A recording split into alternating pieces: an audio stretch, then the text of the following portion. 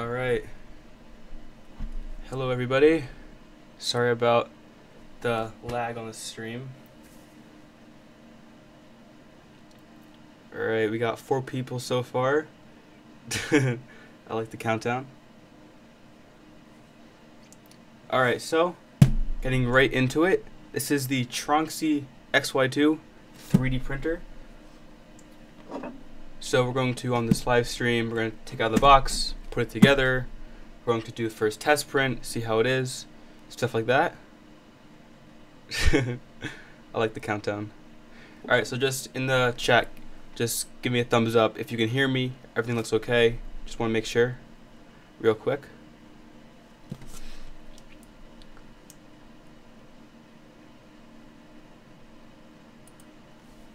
Alright, just want to make sure. Can you hear me alright? Nice and clear. Anybody? No? Maybe? Alright. I guess we'll just get started. Cool, thumbs up, awesome.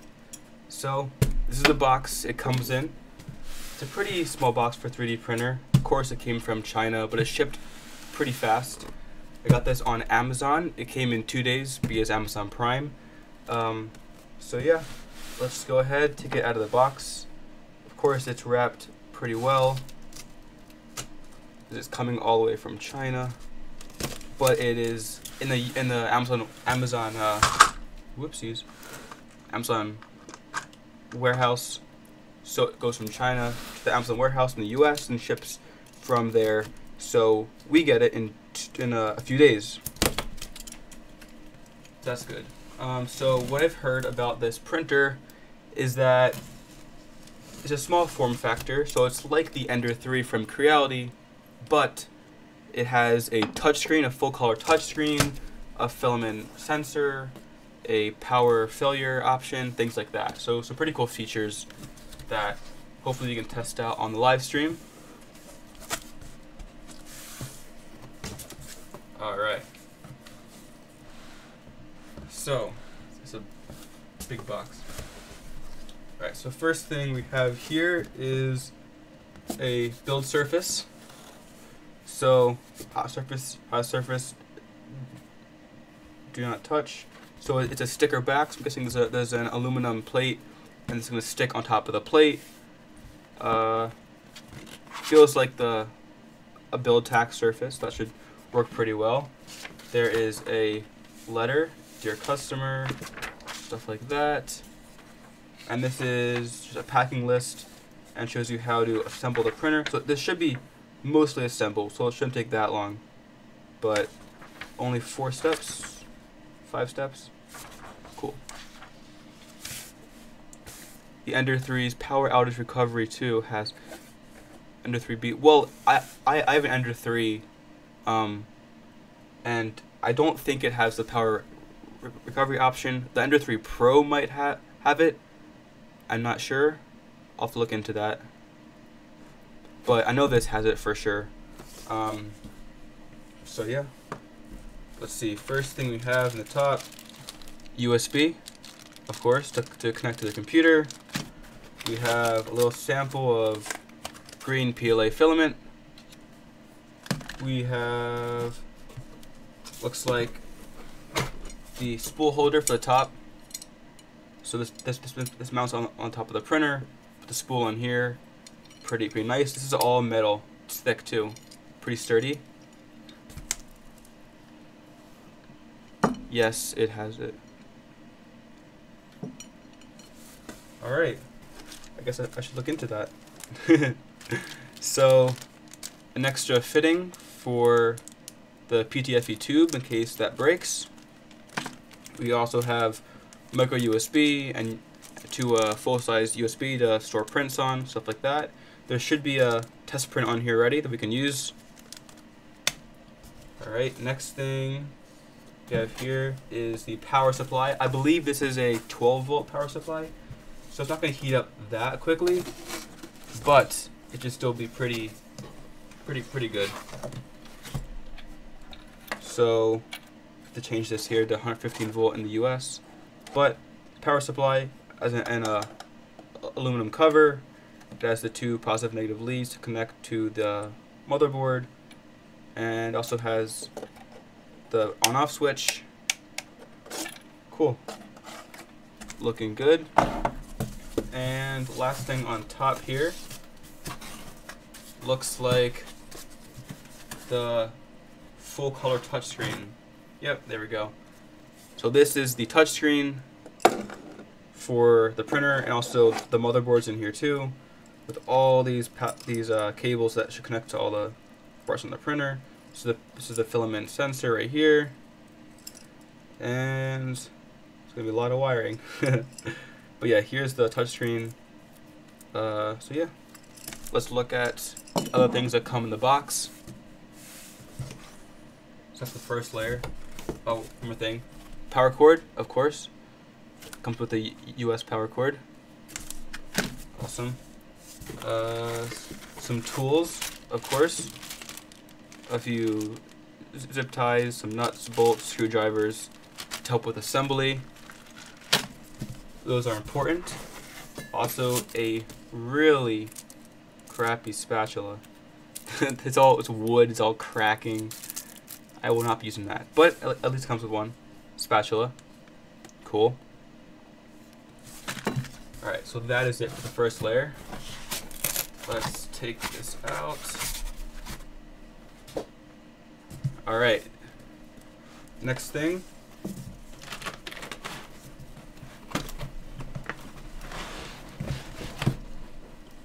It's kind of stuck in here. Is the Z carriage and X carriage.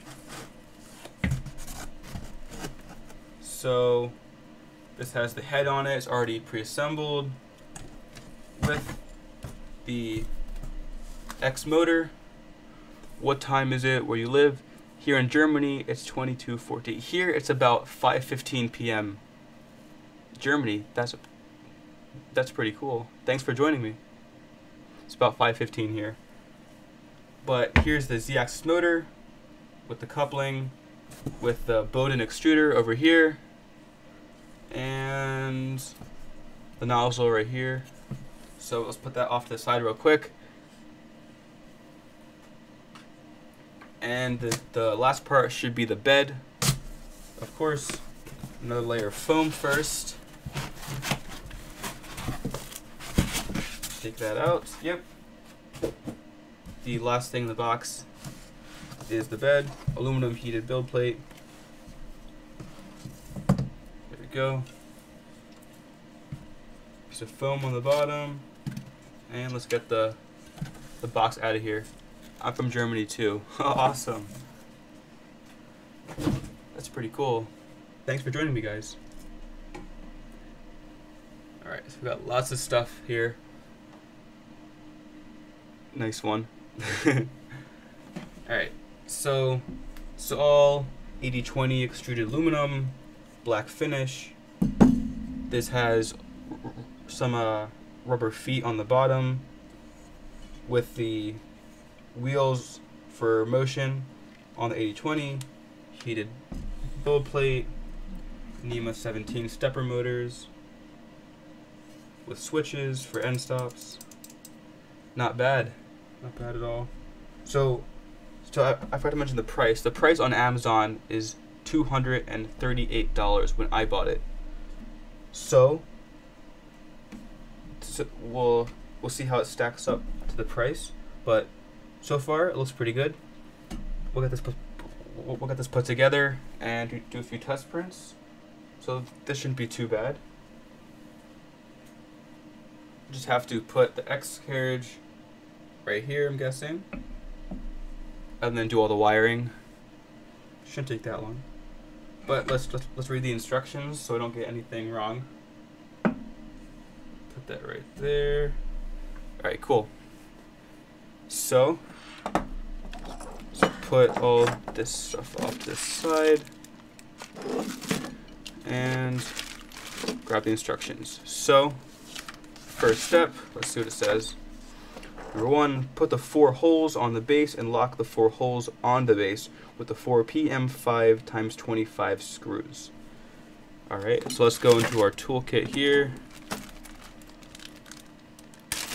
So the nice thing is that this comes with all the tools you need to put this together. Have a Phillips screwdriver. I see a zone star on the ground. I have two also. I hate this printer. Yeah, right back there, zone star, double extruder printer. It was pretty interesting. I couldn't get very many good dual extrusion prints off of it, but it's decent. Alright, so here's the bag full of the screws. What else? It comes with zip ties. Comes with a flathead screwdriver too. Pretty cool. And some Allen keys, small Allen keys, and a big Allen key, and a wrench for tightening nuts and bolts. We grab the big Allen key right here. Awesome. Alrighty. So we need an M5 by 25 screw to screw in the Carriage, sorry, the Z carriage and X carriage into the base of the printer here. So let's look in this baggie real quick. And there's 1, 2, 3, and 4. And it also wants me to put some washers on there as well, which is a good practice. Keep everything nice and tight. These are little washers. So I need to get 4 of those as well.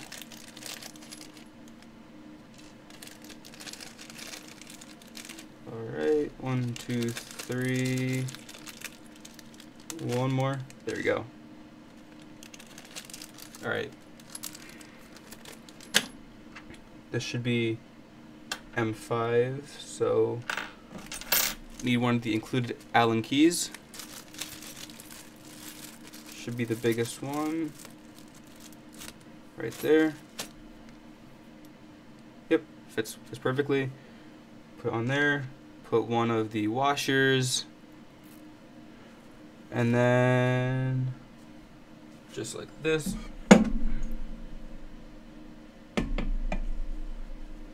We're going to screw in the base. Have to flip this over. It's gonna be tough. Oh geez.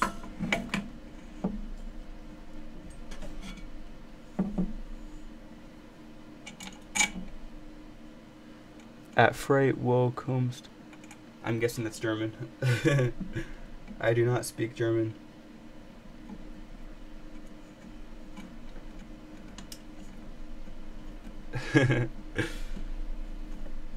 Alright, so the holes in this 80/20 aluminum are threaded, which is nice. Just screw that right in. I'm not going to screw it in all the way, so I can put both screws in and they're lined up correctly, and then I'll screw them both in tight. Whoops.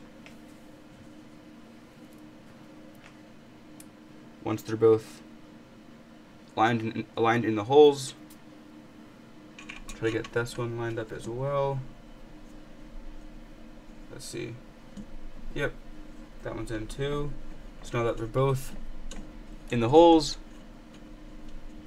I'm going to tighten them up.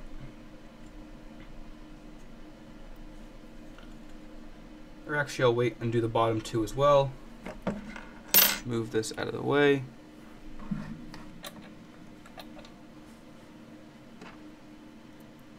A lot of German.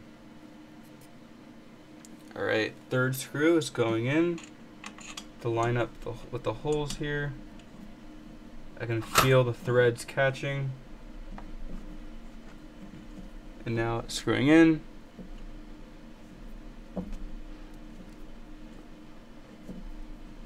Alright, last screw, and then I'll tighten them all up.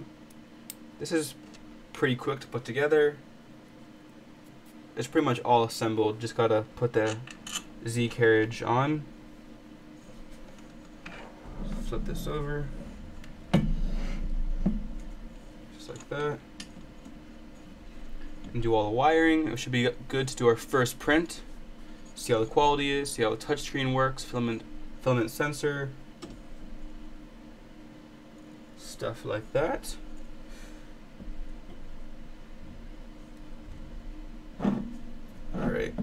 Now I'm just going to go around and tighten up all the screws so everything's nice and tight. Make sure everything is secured. I don't want any wobbling on the printer. So far everything's going together pretty well. Alright. Not too bad. Let's see how straight that. Yep, rock solid. Cool. Perfect. Look at that. If you have any questions, just let me know in the comments. I'll try to answer them as much as I can when I'm working on this. Alright, so step 2, control box. So we're gonna put the touchscreen on. It says tighten the bolt nuts with a screwdriver. Fix the control box on the aluminum of the base. Pay attention to the control box must be fixed on the beam, otherwise it is easy to hit the print bed. Plain Gerard and yeah, that's German. I don't know. I can't read or speak German. Only English. Alright, so we're gonna put this control box on. I'm gonna take off the. Actually, I'll leave it on for now. So it looks like it goes right on the corner, right here. But yeah, this looks like to loosen these up. Stick this on. Oops. Some screws are falling off. Alright, let's put that on. There we go.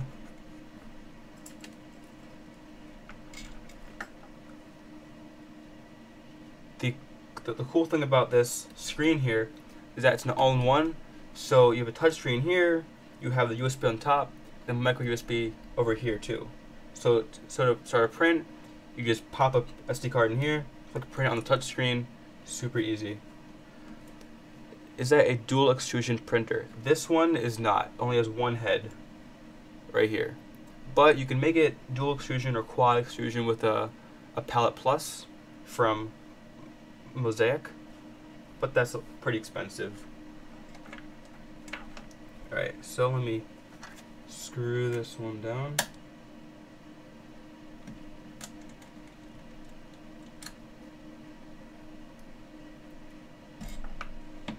Nope. These things are really hard to put in. Hopefully this one will fit. Nope.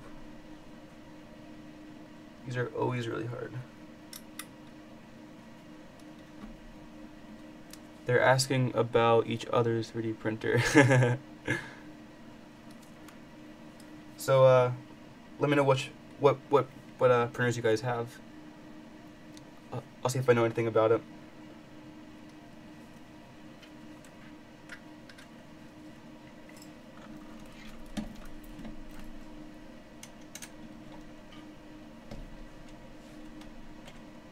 Alright.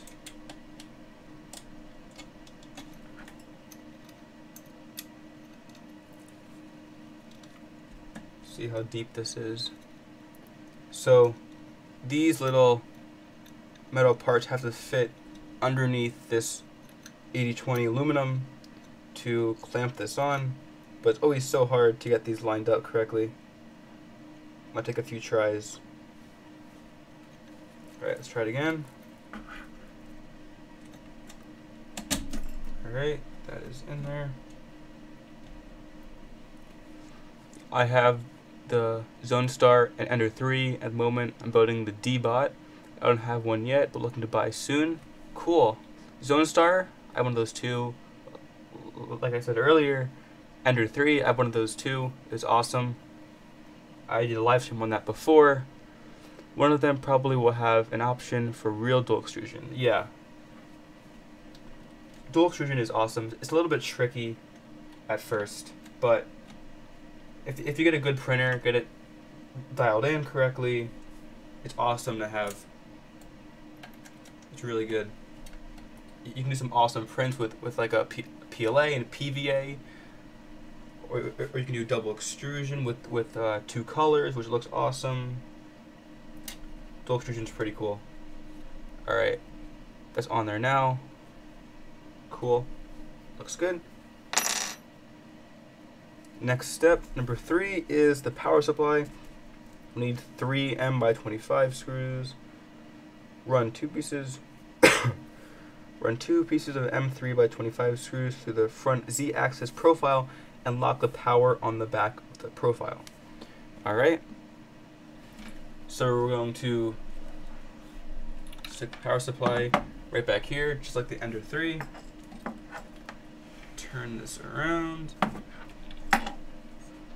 And then I'm gonna stick this on the back. I'm guessing it goes like this. There's one little part here that goes into the extruded aluminum that I'll have to stick in, and then 2 screws that go in right here, I'm guessing.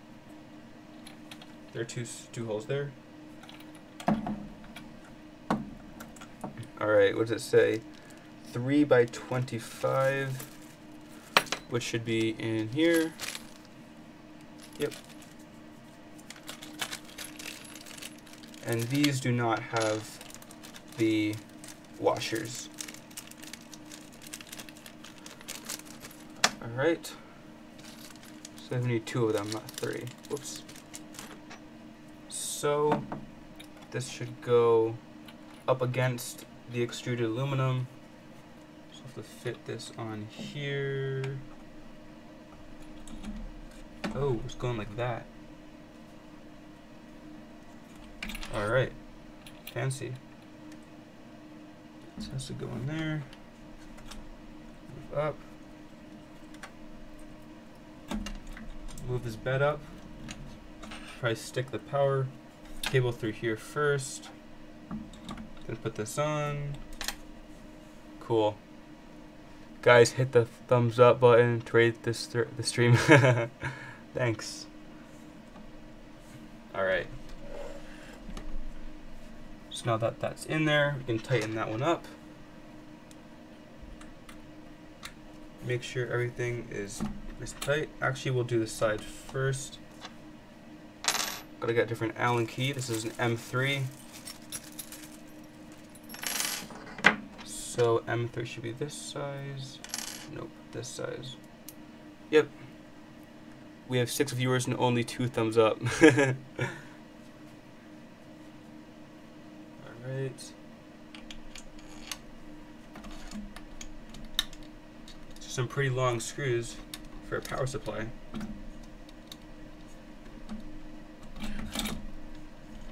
Alright, it's going in now.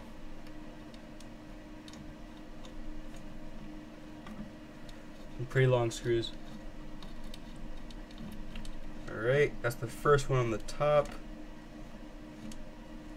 Do the second one on the bottom. Where did it go? Right there. We'll go right here. Just have to get it through. Come on. It's hard to line up these holes. There we go. Perfect. Alright. But that's in. We'll line up the back one over here. Tighten the power supply cables, the screws up. 2 more. Tighten the top one. Cool. That's rock solid. And then there's 1 screw back here. Tighten this one up. So it's a little hard to reach. Come on. Alright. And that looks good. Cool. Alright. Step 3 is done. So 4th step is to put the spool holder on. It says here, well, they call it a filament rack. So take out the material rack, lock the boat nut with a screw the screw knife. What? And fix the material rack on the upper beam. Okay, might not fit. Yeah, it will fit. Okay. So we want it. Are you in the GearBest affiliate program? Yes. All the links on my videos for printers are affiliate. So it's the same cost to all of you guys, but I get a little bit of a cut, which helps me keep making videos. So it's pretty helpful if you guys use those links. It really helps me a lot. So I would really appreciate it if you use those links. So let's see.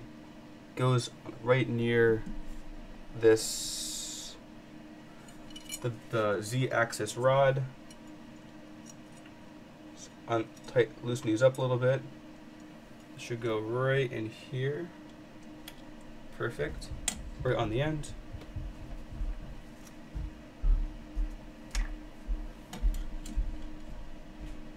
Tighten these up. Hopefully they'll lock in. Yep, perfect. Go to this side. So this is the last step, and then we're gonna wire up, and then do first print. See how it is. See how the print quality looks. Make sure it's tight. Oh, come on.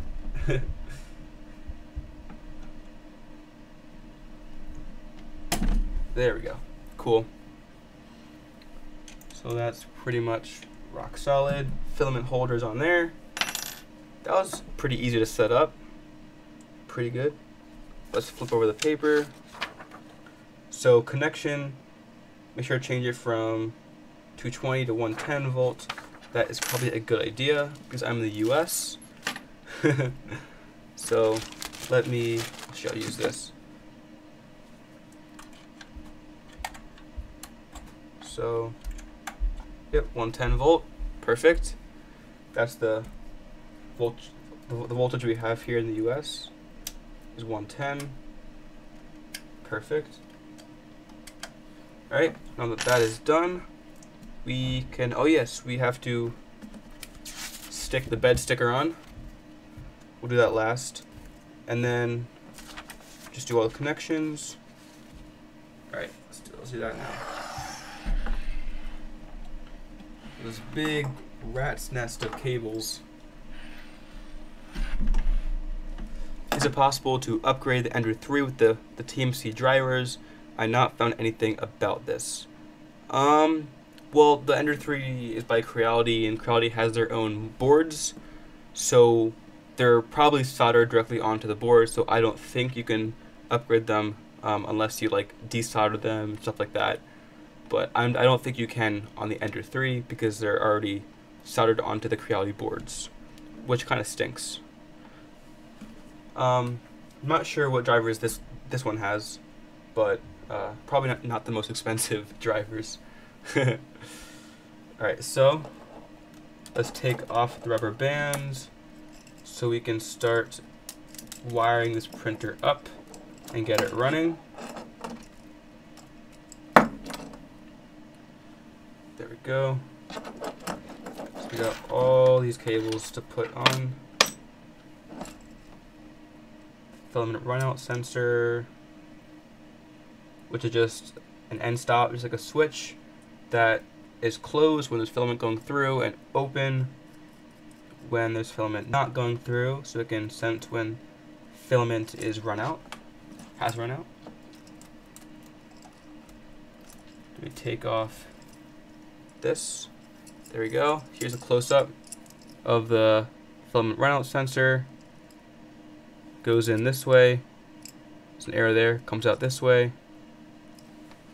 I know this, but with other boards, for example, with the MKS boards, I am not sure, to be honest, about the drivers. You probably can switch out the Creality board for your own board, because and then you can just use the stepper motors and then flash Marlin or something on there. If you want to buy your own board and put TMC drivers on there, you can. That might work, but the board that comes with it, the Creality board, I don't think you can upgrade those drivers. All right. Take off this rubber band. Come on. All right. Unplug this actually. There we go. Plug the filament sensor back in. Cool. Alright, so I can see right here we have the power cables right there. And then these will hook up with the power cables from the power supply. So you stick these under the printer. This one can go under as well. And then these wires are like the exact right length. Not much room to shift stuff around. So bullet connectors, just push them in. There we go. They snap in pretty tight. There we go. Perfect. Positive, negative. Pretty secure connectors. Cool. So we got, I'm guessing this one connects, or no, right here, this big cable has the X motor, the heater for the extruder, the motor for the extruder for the modem system, and this should connect down here. Yep, there's a female, here's the male connector, there's a female connector down here, right here, which this one will connect to. Make sure it's the right side. There we go, perfect. That one goes there. And then this connector here has 6 pins for the heated bed. So that one can go around the back. Power, heated bed, yep. So we're gonna stick this one in.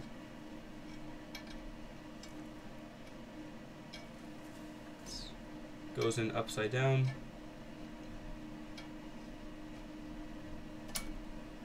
It's weird.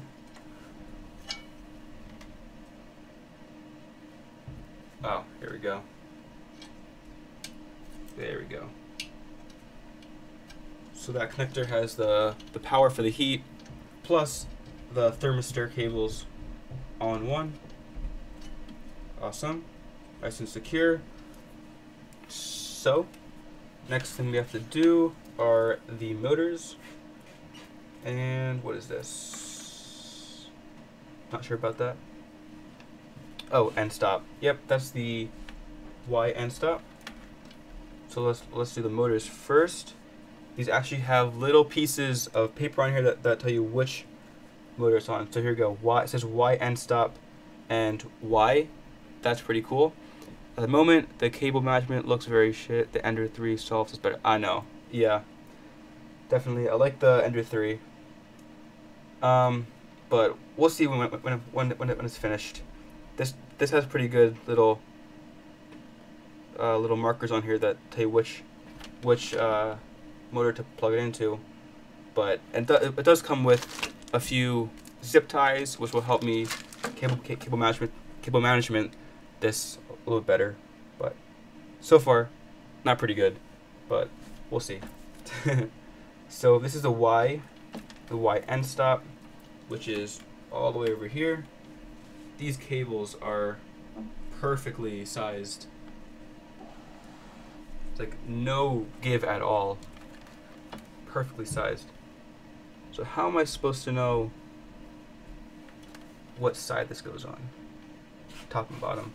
It looks like black goes on the far end. Like this.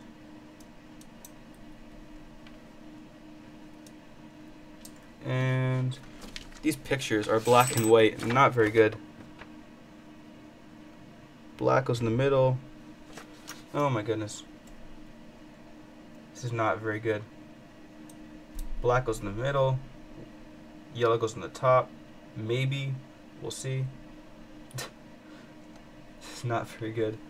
Yellow goes on the top. I guess we'll see. But let's move on to the Y-axis cable. Stick this underneath here. Alright. That one's in. Time for, I'm guessing, Z maybe? This one's Z. E for extruder. So plug that one in up here. That barely reaches. Oh my goodness. Barely reaches. There we go. I'm guessing, let's see, this one is Z. Yep. Goes right down here to the Z motor. Plug that one in. And then last but not least, X for X. Just gonna go right in here. Maybe we will see at the end magic smoke. Yeah, exactly. Hopefully not. Alright. That's all the wiring. It's like exactly the right length. Like there's no room here at all. So let's put this filament sensor on. It doesn't really show me how to put it on. It just gives it to me. So, I'm just gonna have to guess here. There are two holes here, so I'm guessing it goes right here. Yeah, alright. So there are two little screws on here with two little nuts. Take those off and screw it into the sheet metal up top. So the cool thing about this printer so far is it's all sheet metal and extruded aluminum. Every single part here is extruded aluminum, except for the only 3D printed part is the fan duct right here on the extruder, which is black, which is fine, but the print quality is not very good. But hopefully this printer will have better print quality than the manufacturer's parts, but we'll see. So let's push these in. These holes not big enough. I'm trying to push the screws in, but it's not big enough. Okay. The holes aren't big enough for this. Wonderful. I guess this is what the Phillips screwdriver is for. Screwing it through the powder coat. I guess the holes were fine when they bent the sheet metal, but now that they powder coated this, the screws barely don't fit. I'll try to screw it in with the screwdriver, but that's not very good. It's supposed to be a beginner printer. Yeah, this is barely fitting in because the powder coat just probably gives it a little too much thickness. This is super tight. Alright, let's put the other one in. Super tight. Alright, second screw going in. Have to use a screwdriver for this. And then all the wiring looks like it's almost done. We will not use the filament that came with the printer because it's probably really bad. I'll grab a spool of PLA, stick it on here, boot it up, hopefully no smoke. And then hopefully there's a test print on the SD card. Probably we'll print that out, see how it looks. We'll talk, I'll answer some questions, and then go from there. This is gonna take forever. Yeah, these holes are way too small. But yeah, I also have to put on the bed sticker. It's like a build tack bed type feel. It's a plastic sheet. It's not as rough as the one on the Ender 3. It's like that, but like rough, tacky finish. It's not that rough. It's a little more smooth, but hopefully it'll stick. The prints will stick down to it pretty well. The one on the Ender 3 is amazing. I haven't used anything else on that bed, just except for the bed that came with it. The plastic is amazing. The bed surface. I got one of the older I guess the newer Ender 3s, the most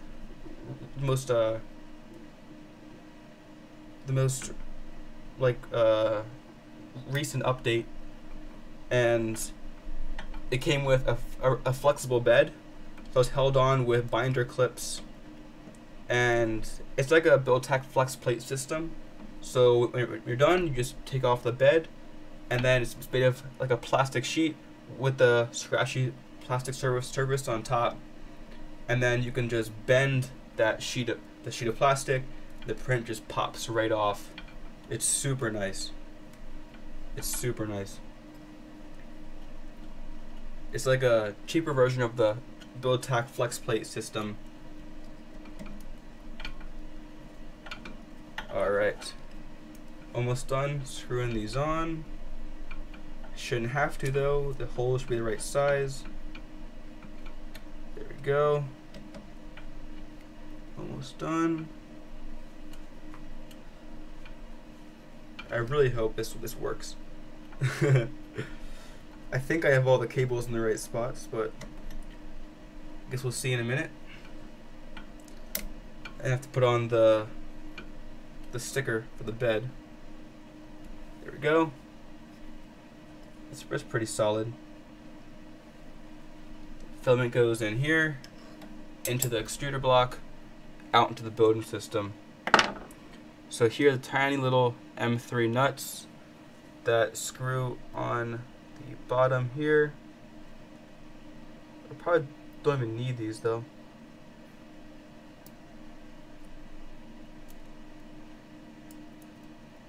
Come on. Yeah, you know what? I'm just not going to use these ones. I have the newer Ender 3 and I hate the flexible bed. I use a permanent print plate. The benefit is like when you print on glass. I love the flexible build plate. It's so nice. I have a Creality CR10 with the glass plate. I love the surface finish, the smooth glass finish, but I just love taking the print off the Ender 3 and just flexing it. The print pops right off. It's so nice. I love that. So I hate just going at the print on the CR10 with a spatula. It's really tough, but we'll see how this printer comes along. Yeah, let's just not put this on here. I don't need those nuts since I just screw the filament sensor into the sheet metal because it's a powder coat. Alright, so let me just make sure the bed's pretty smooth. Oh, that's bad. Hold on. So because there's only one Z-axis motor here with one lead screw. Hold on. The X Carriage is a little bit wobbly.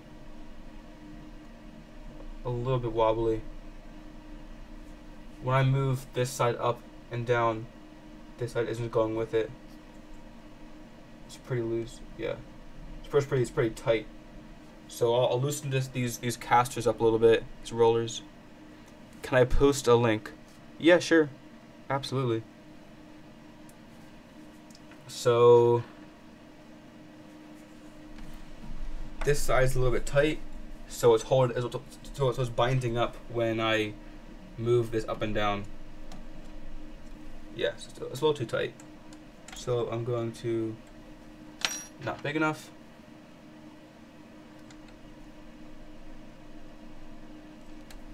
Yeah, it's really tight. Probably for shipping, but loosen this caster up a little bit. And then do this side as well. Super tight. Oh geez. Alright. goodness. These are way too tight. The prints are going to be slanted because this one side is going to be super tight and binding up, and the other side is going to go up and down with a lead screw. So let's see how it is now. Much better. There we go. Now both sides go up and down parallel. Cool. Much better. Awesome. Okay, so let's plug in, or you know what? Let's put in the bed first. Put on the sticker bed. Just a sticker, the scratchy surface on it. Looks like it fits perfectly. Hopefully it won't mess this up. But yep, there we go. You can just see it peels right off. It's a big sticker. There we go. Tronxy. Hopefully you get this centered correctly. Oh geez. Has to be perfect first try.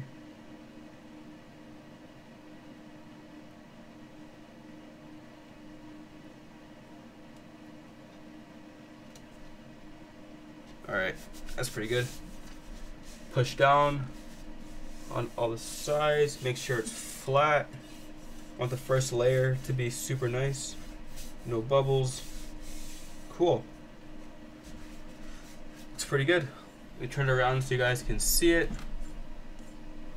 Take off the plastic on the touch screen.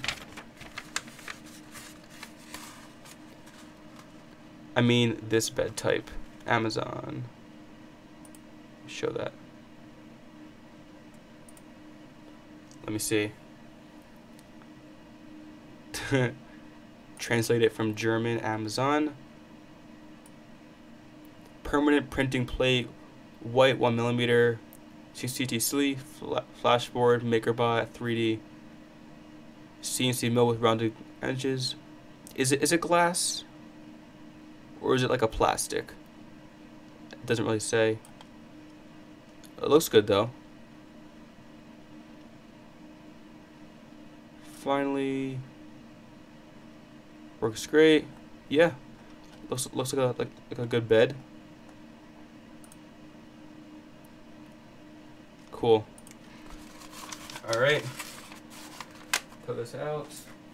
Cool. So now we have the bed on. We got all the wiring hooked up. You just gotta connect the power supply here. Good thing it came with a US power cord. That's pretty nice. I've had printers come with European power cords. Had to get adapters.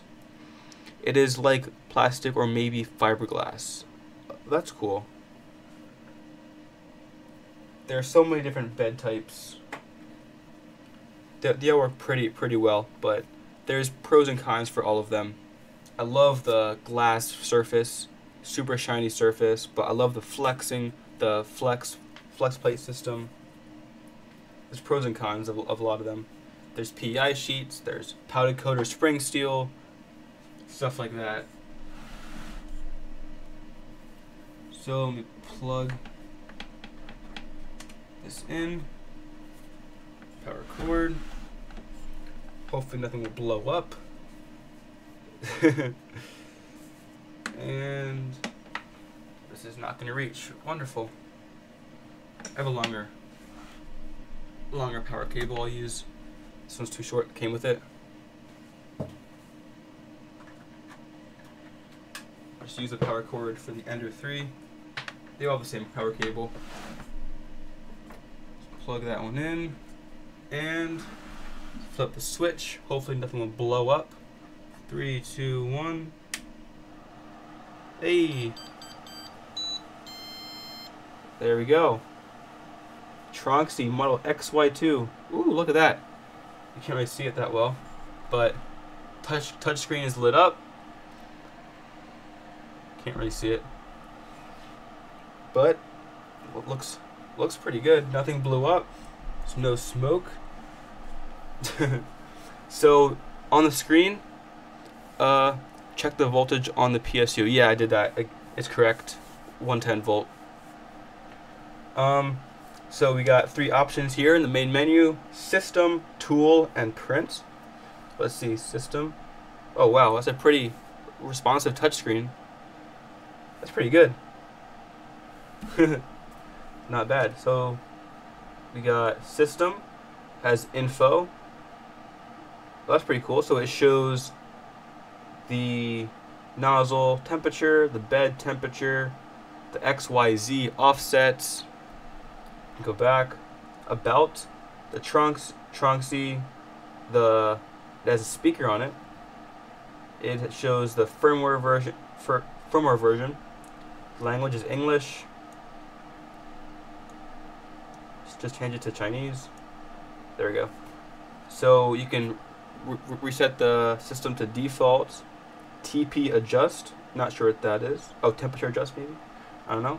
Go back to tool. There we go. Hopefully you guys can see this. It's pretty blown out on the screen.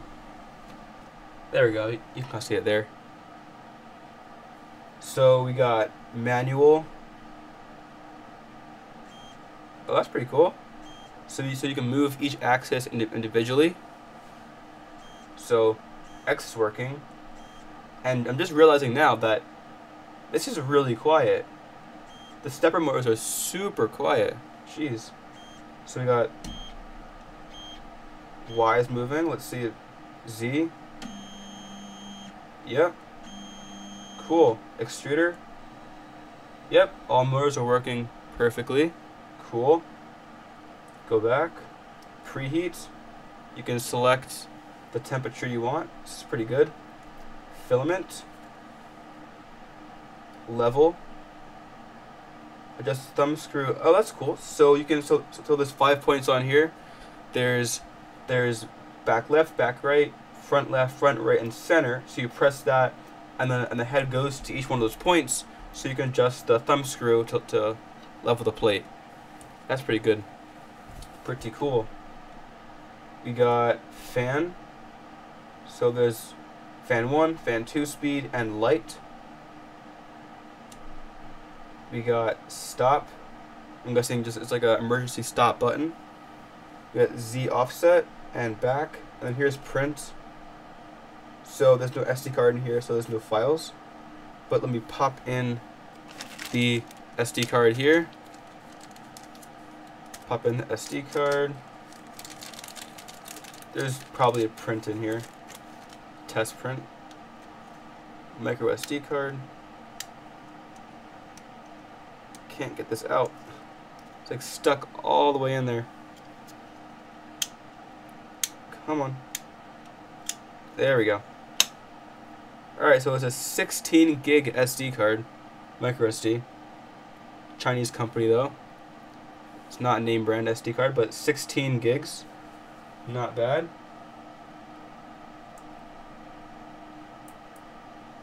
Alright, so just put in the SD card. Let's see if it reads it. Yep, there we go. So it shows us a folder called XY-2. Click on that. And so there's Tronxy slice software.rar. There's XY2 video.mp4. I'm guessing it's like a tutorial video. The file called how to connect computer to print. Model, PDF, software. Click on model. And yep, here we go. We got catmoneypot.stl. That's a file. Piggy bank. Hub.stl. And sx2 catmoneypot.gcode. There we go. So there's 2 G codes. There we go. Hubbo.gcode. There's a few G code files we can use to print. So cool. First thing we're gonna do is we have to level the build plate, make sure everything is correct. Got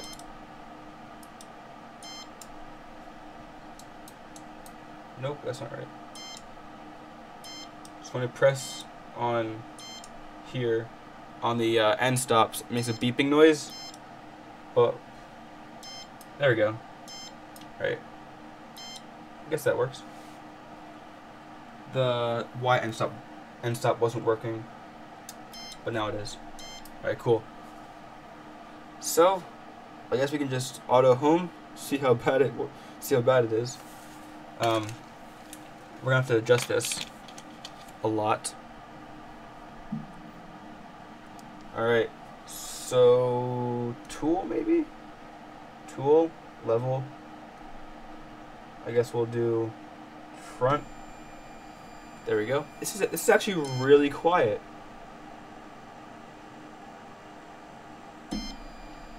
There we go. This is really quiet.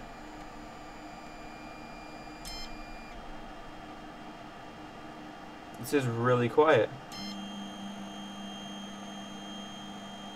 Alright, so now it's going to go down to the front left corner right here.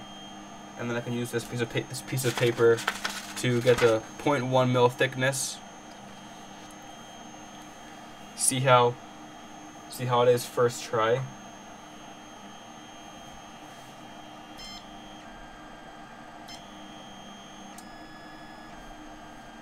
So now it's going to go to the, so that's what it thinks is level.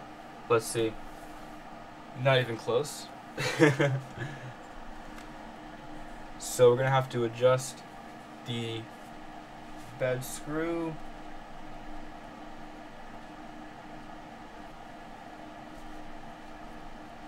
Let it out a lot until the bed moves up.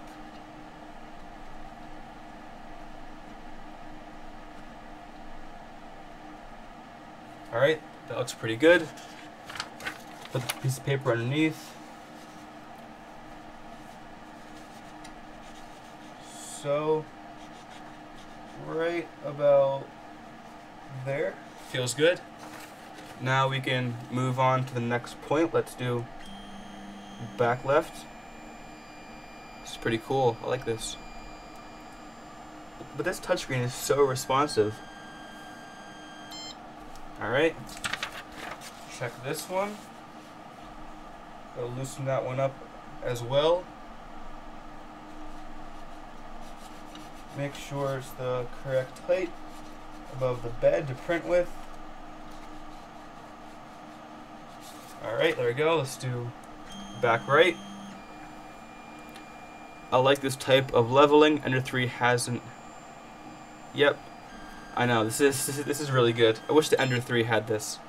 All printers should have this type of leveling, because then I have to do it by hand. I have to pull the head to each spot on the printer, and I hate doing that because it runs the motors, and it works like a generator, and then it might ruin the printer, stuff like that.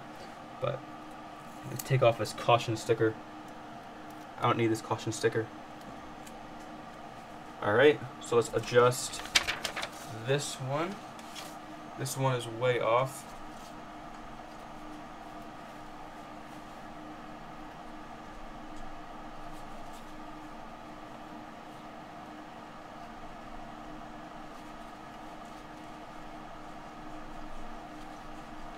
I'm glad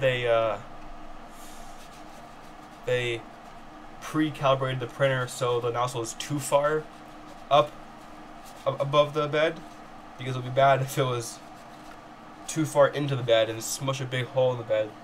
That would not be good. Almost there. Come on. There we go. Alright.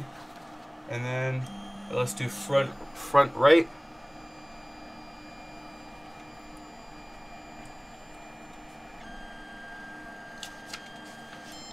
Alright.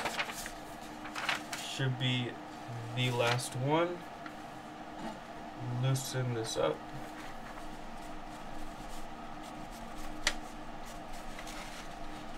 Long way to go until the bed hits the nozzle. There we go. Make sure it's the correct height. Alright, perfect. There we go. So let's do the middle and see if the bed is perfectly flat. Alright, so that should be, and no, it is not.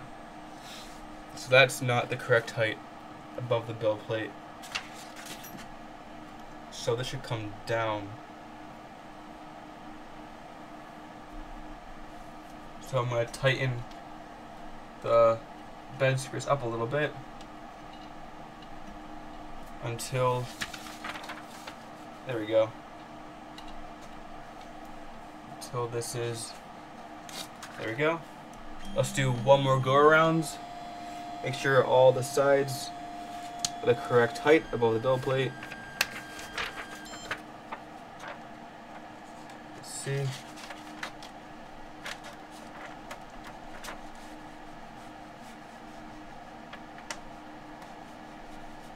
Alright, front left is good. Let's do back left. Almost done. And then we'll get printing after this. See how it looks. Alright. That one's too tight. Still too tight. There we go.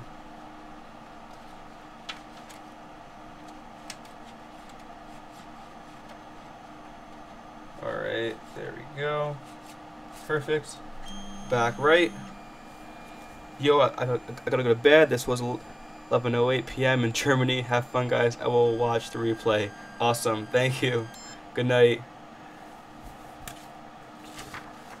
Alright, so let's do back right. It's a little tight. There we go. Cool. Front right. And then we'll do center one more time. And then see how it looks. And then we'll start a print.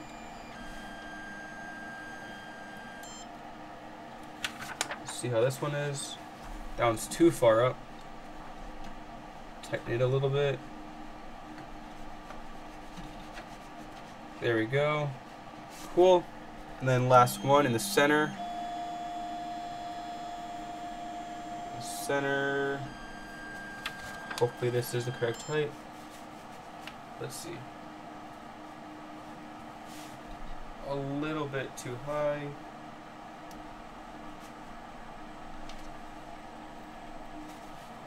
I'm going to loosen all the corners a little bit. There we go.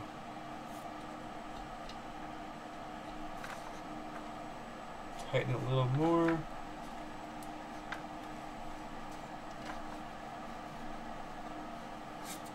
Loosen that one up. Loosen this one up. And then, cool. All calibrated, looks good. So now let's go back. I guess we can, how do we move? Manual. There we go. Home. There we go, cool. So we'll home all the axes. And then while we're doing this, actually, you know what? We can use this test filament. Or you know what? Here, I'll just grab a spool of my filament.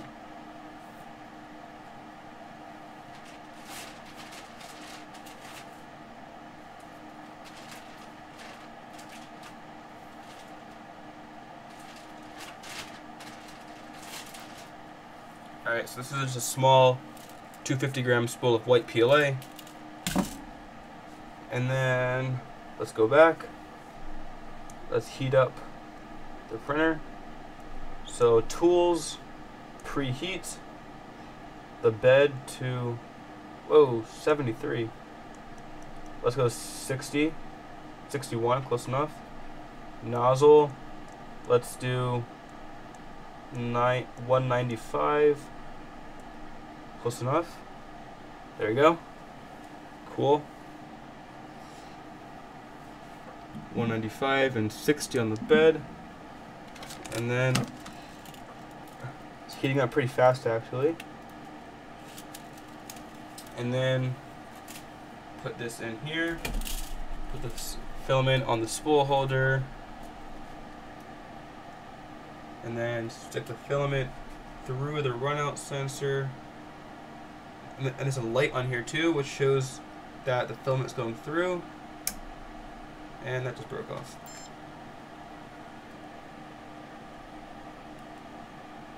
Make sure this filament is straight. And we'll stick it through the filament runout sensor. There we go. Going through the heat block. Cool. So bed's at 40 out of 60. Extruder is at 170 out of 196. So it's pretty fast.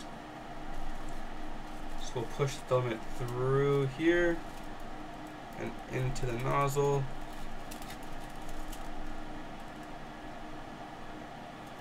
Cool. And there we go. We got some filament coming out.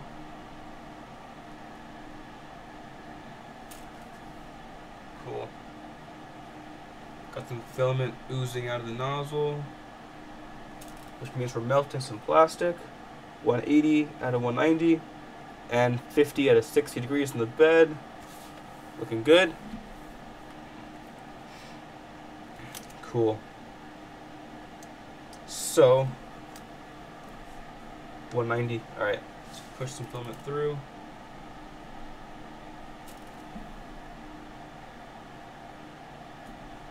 There we go. Cool. Oozing out. Now, I guess we can just start a test print. See how it goes.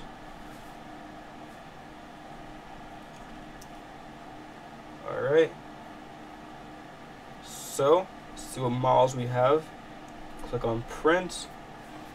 So, we have Rubik's Cube.G code, Rubik's Cube, full-size Rubik's Cube, or catmoneypot.G code, or terrific barrier.G code, or hubba.G code, or piggybanks.G code, model support.txt. Let's just do catmoneypot.G code. Oh, look at that. That is so cool. It actually shows you a 3D model, a 3D view of the model. That is pretty cool, actually. That is so cool. So it shows you the 3D model. So that's the cat. This is the Rubik's Cube. It's pretty cool. You can go down to hubba.G code. That's creepy. Or barrier.G code, just a cone. You know what? Let's start off easy with a cone. So I'll click print, and there we go. That's pretty cool. So it sets the bed to 50, temperature to 200, and so it started printing already.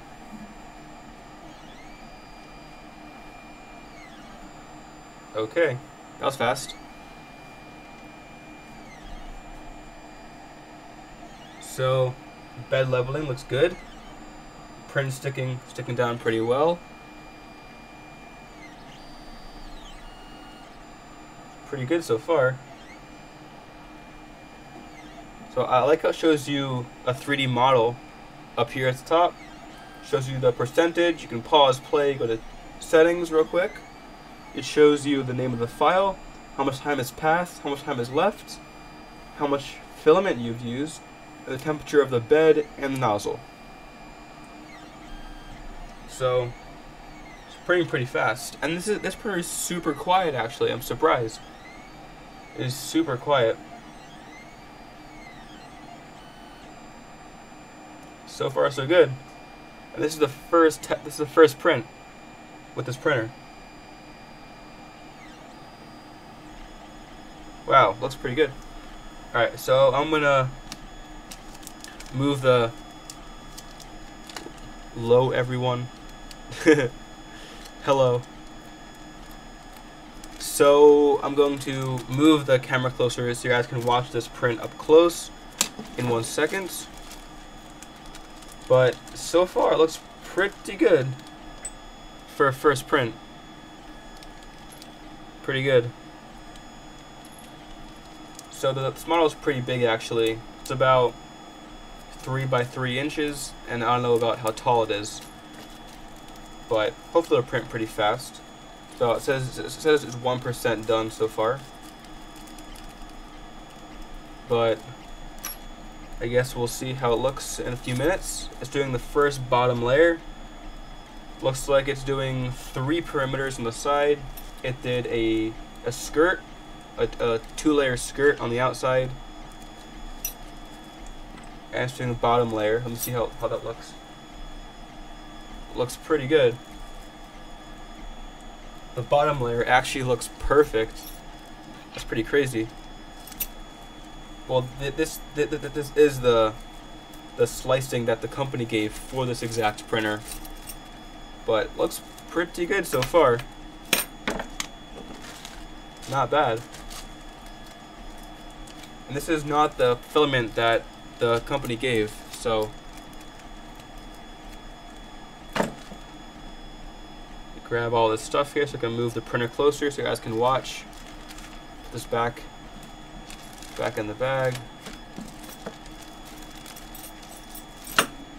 Looks pretty good. Yeah, the first layer looks really good. Looks really good. Let me get you guys closer. I'll move this stuff. Put the knife back. There we go. All right. Move it while it's printing.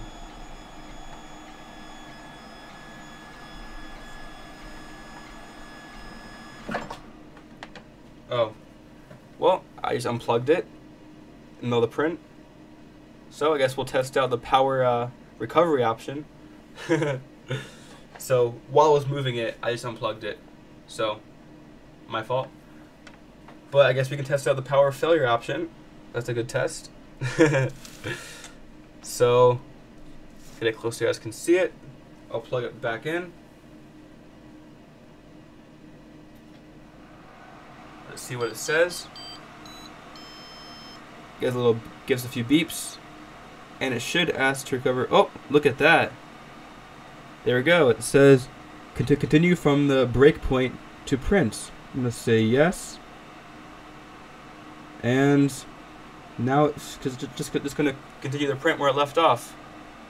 It's pretty good. It's pretty cool. So I'm guessing it's just heating up the nozzle right now. Make sure it's the correct temperature to print with. I guess the next thing we can try out is the filament sensor. You can cut it off and see if it'll recognize that the filament is gone. But so yeah, it looks like it's just, there we go. So it's gonna auto home. Just cut that real quick. Just gonna auto home to find the correct position.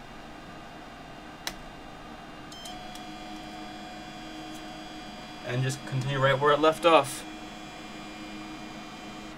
There you go. That's pretty good. That worked pretty well. I didn't even try to do that. I just unplugged the printer by accident and just started printing right where it left off. It's pretty good. Looks good.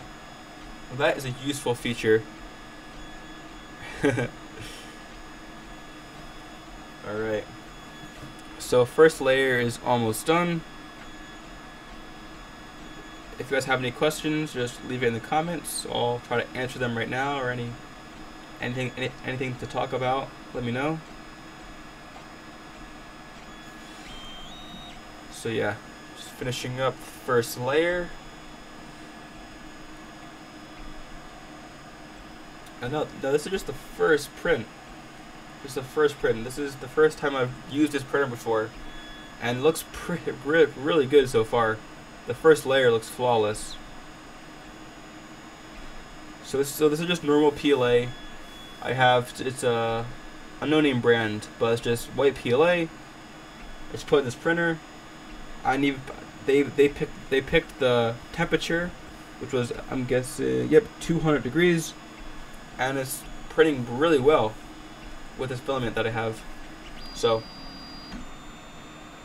that was the first layer. It's going to go around, do the perimeters of the second layer, do the center. This is pretty fast. There we go. Cool. Looking good. So yeah, so the features on this Tronxy XY-2 is that it of course has the filament runout sensor, as the full color touchscreen, as the power failure mode, which I just demonstrated, and it was pretty. And then this touchscreen is actually really like it's very accurate and responsive. And when you slice the model in G-code, when you click on the model in the settings here, it'll actually show you a 3D model of your print, so you can see which model you're printing, which is pretty cool. So only printer I know that can do that. And then of course it has this build tack like scratchy plastic surface, so you don't need to use blue painter's tape or glue or hairspray or anything like that on a glass bed. So pretty cool bed. So of course this uses a Bowden system. So the filament goes through here, through the extruder, through the PTFE tube, down into the hot ends, and it melts. All these are full-size NEMA 17 stepper motors. Unlike the Ender 3 has pancakes, so they're a little bit smaller, so it's less torque. But these have full-size NEMA 17s, which is cool. And has I think this is a 12-volt power supply. So it won't heat up as fast as the Ender 3, which is a 24-volt power supply, but it still heated up pretty fast for me. And it comes with a spool holder up top, which you can't see right now, but it comes with a spool holder. And all this is on Amazon for $238, which is not bad at all. The print quality for the first print looks pretty good. It's not bad at all. So this is the second layer, and it looks really good. It's really good. And this is only a few steps to install. Came mostly assembled, like you guys saw. I just had to screw on the top, the Z gantry and the X gantry to the bottom plate, and then I just put on the screen here, put in the power supply, and then hooked up all the wires. And then all the wires were super easy to hook up because they have little labels on them for which axis they're for. So that's pretty useful. To calibrate the printer, it was super simple. There are 5 buttons on the screen. You just click each button, and that goes to the 4 corners of the bed and the center. And you can use paper to go under there and see what the height is that the nozzle is above the bed. And then use the thumb screws on each of the 4 corners to adjust the height of the bed and the nozzle, which is pretty cool. Pretty simple. If you guys have any questions, just leave it in the comments in the live chat. I'd love to talk to you guys, answer any questions you might have, stuff like that. But so far we are 9 minutes, it says, into the print. 9 minutes. So looking good so far.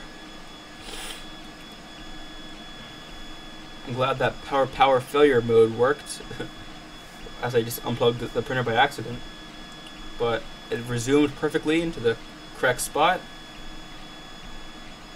and started printing again. So this is coming up on the end of the second layer. There we go. So now it's going to do the perimeter of the third layer. There we go. Perimeter again. This is the outer shell. And that's going to do the inside layers. Hopefully that there's an infill. Hopefully it's not solid because that'll take forever. Still says 1% though. Let's do the outer shell one more time.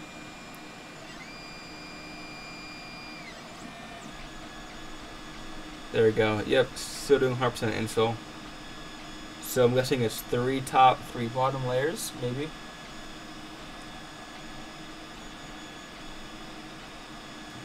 Alright, looking good.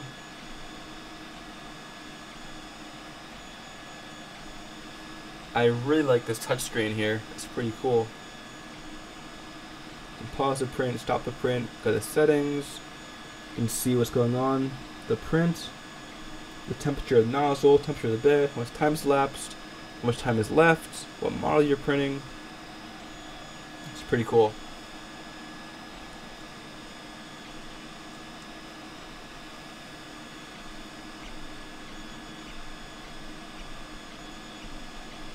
So any questions, just leave it in the chat. Make sure to answer them. Here's the green PLA which it came with, just like not enough for one print, but it says 10 meters, PLA 10 meters. It says on here 3D pen filament, not even 3D printer filament. It's for 3D pens, but it'll probably work fine. But it's probably really bad filament. So I just use my own spool right here of this white PLA, and that's working fine so far. And I like how everything on here is extruded aluminum, which is powder coated sheet metal right here. Everything is metal except for the only plastic 3D printed part is the fan duct over here, which is totally fine because that's a pretty simple part. But everything else on here is extruded aluminum and bent sheet metal, and it's super sturdy, super sturdy. And this is pretty quiet too. The printer is extremely quiet. I'm not sure what drivers are on here, but the printer is extremely quiet. The loudest part is probably the fans, which is pretty funny. So looks like it's coming up on the end of the 3rd layer, maybe. Nope. It's about 3/4 of the way there of the 3rd layer. And hopefully they'll start moving into infill. I'm not sure though, because I didn't slice this model. This is a model sliced by the company Tronxy. So again, looks pretty good. Looks really good for the first print, straight out of the box. Straight out of the box. Look, I didn't build this ahead of time. This is straight out of the packaging from Tronxy. I just read the instructions here on the live stream. Took about 45 minutes to put together. And now it's printing. It's printing really well. So the bed size is about the same as the Ender 3, but it's a little bit taller, I believe. The Ender 3 right now I think is about $185 maybe. And this is $240. So they're pretty similar printers, except for on the Tronxy XY-2, you're getting the filament sensor, you're getting the touchscreen, you're getting the power failure mode, extra little things like that. So now it's doing the 4th layer, and again, it looks really good. So it's doing the outer shells, doing the shells for the inside of this cone. Looking good. Now I'm not sure exactly what the settings are for this print because the company sliced it. So it looks like it's doing a 4th layer of 100% infill. So right now they're at 4 bottom layers, 100% infill. So far, hopefully it switches to like a 15% infill, so it'll go faster. But for a first print, this is pretty good.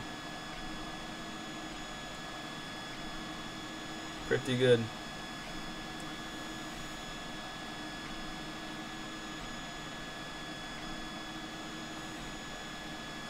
Alright, so while this is printing, I'm gonna go on their Amazon page and then I'll read out the specs to you guys. You can hear exactly what the specs are.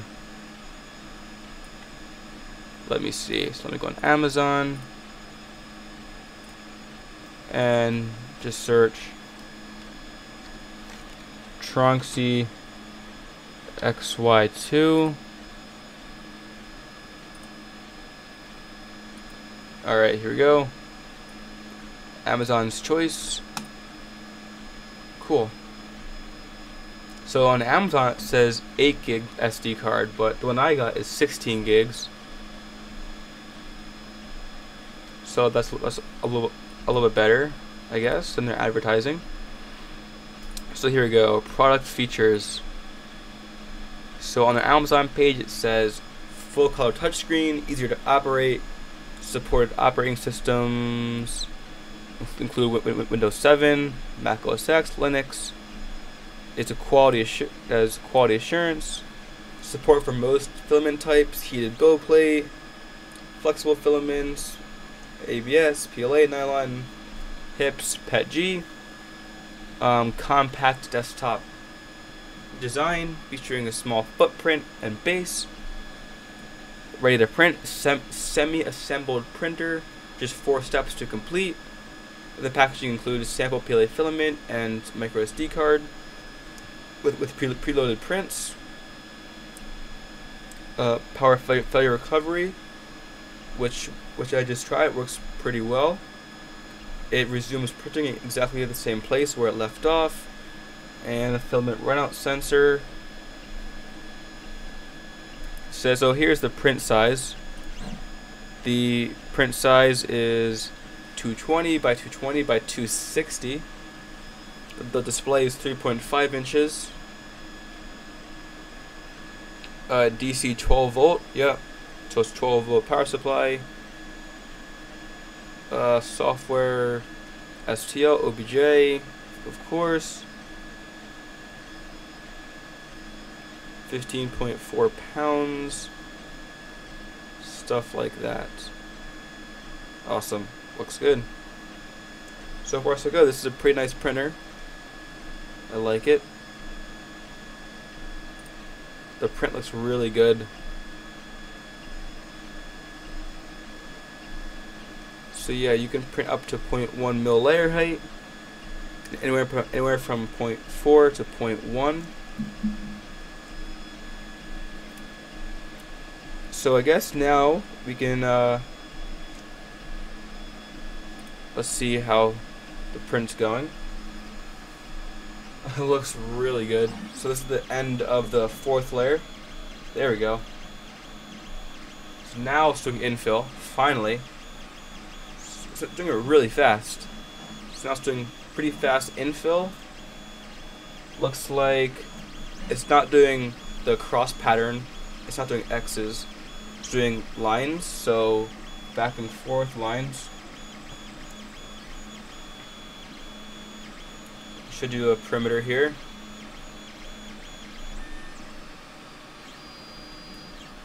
There we go. Doing a perimeter. Inner perimeter as well. And then doing the 2nd layer of infill.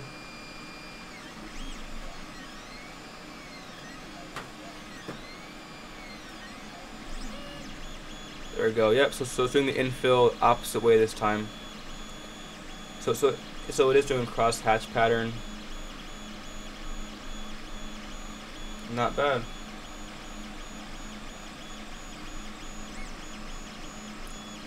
So far it looks really good. No curling off the bed, no warping, nothing like that. Sticking really well with this plastic surface.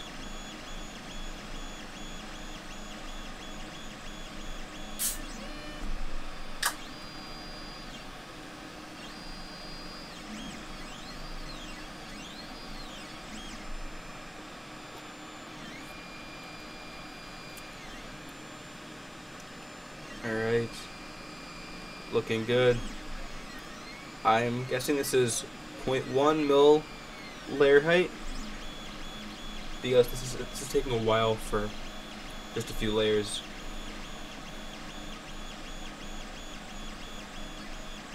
I'm getting to the point where I can just about see the quality of the layers and the layer height. So maybe a few more layers, and I'll move the camera down so you guys can see the quality of the layers with the Z-axis.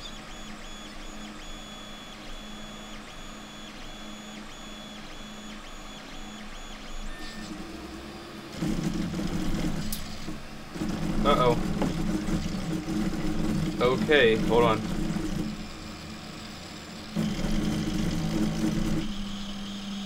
Alright.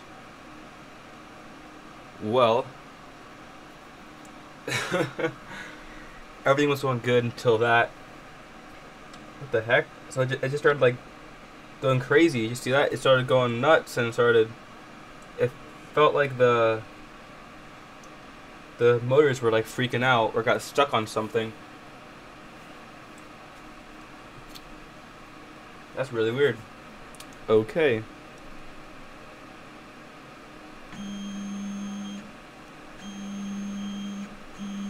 Okay. Well, there goes that print.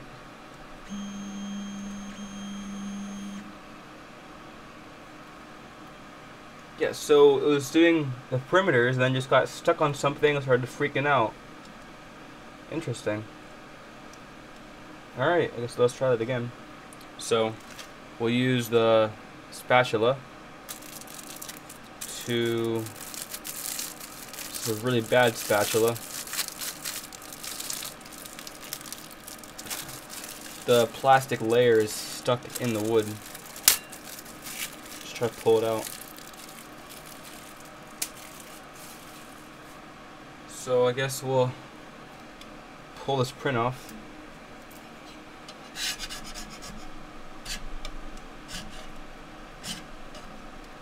So try to peel off the skirt.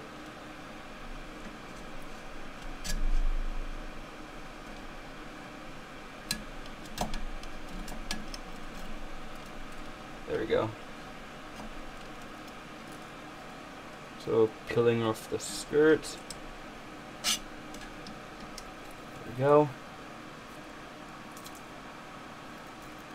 Now let's try to get the actual print off. Might have to let the bed cool down a little bit to get the print off.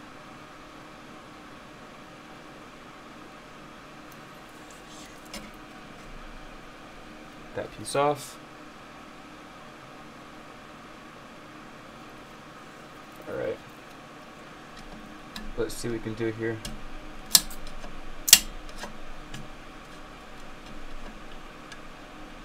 Come on.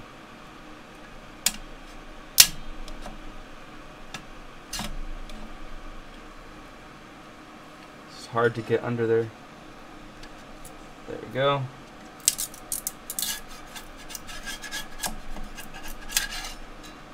Cool.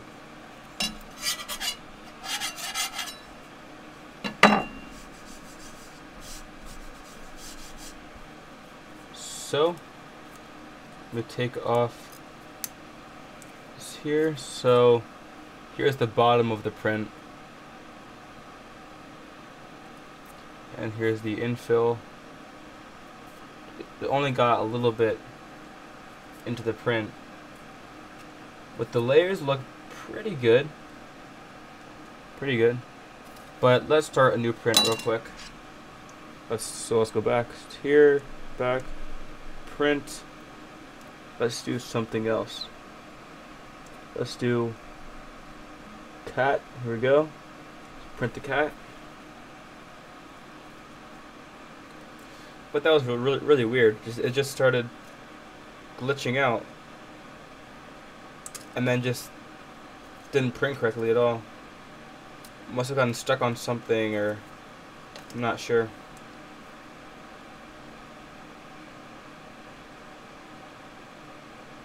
Alright, so it's heating up the nozzle and bed again to the correct temperatures.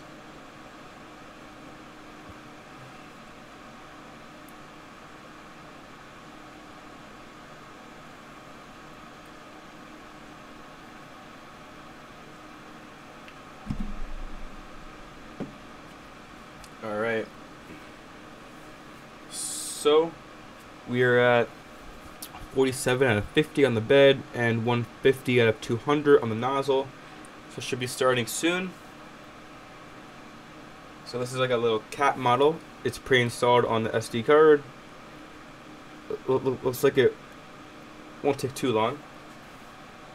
But the print should be starting soon. Hopefully it'll be calibrated correctly like before. So it won't lose its calibration. There you go. So it's going to auto home before each print. There we go. So that's the X. Now it's doing the Y axis. There you go. Now that's going to calibrate the Z axis. Alright. And then it should start printing right after that.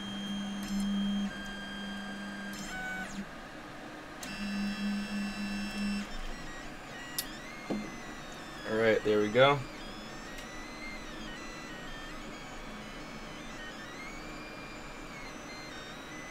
Cool. So, calibration looks good. In the front, it's a little bit too low. In the back, it's a little bit too high. So I'll probably fix that later.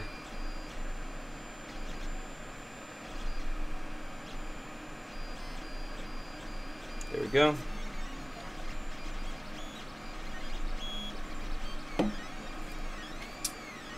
So starting off with some support in the front for the cat. Let's see what happens when we click the tools for the print. So you can adjust the speed, the bed temp, the nozzle temp, the light, the fan 1, fan 2, and the second nozzle. But there's only one nozzle on this printer. What's the light?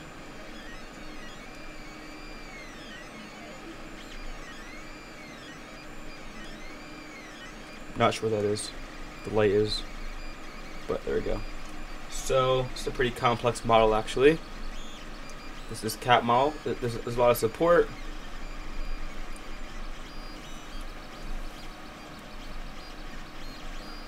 A lot of support.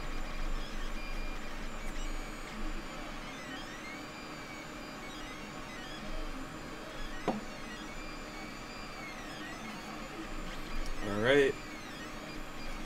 First layer. Let me see. Maybe it's a little bit too high with the calibration, but I can fix that later. The bed seems like it's holding the print down pretty well.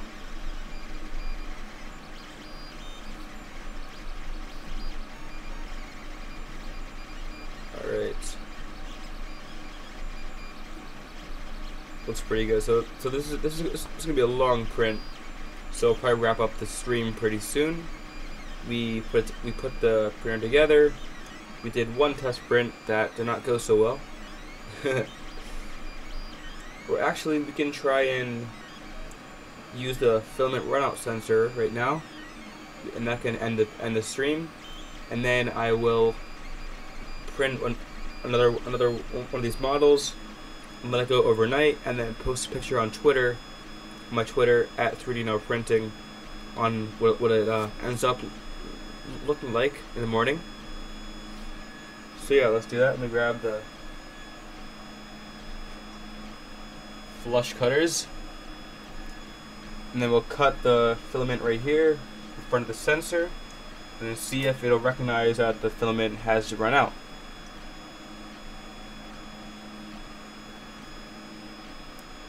So hopefully it'll tell me that it ran out to change the filament spool, and hopefully it'll restart where it left off the print. So let me cut it right here. So now there is no filament being fed into the printer, so it should detect that there is no filament left and stop the print, or pause the print actually. It should pause. So anytime now.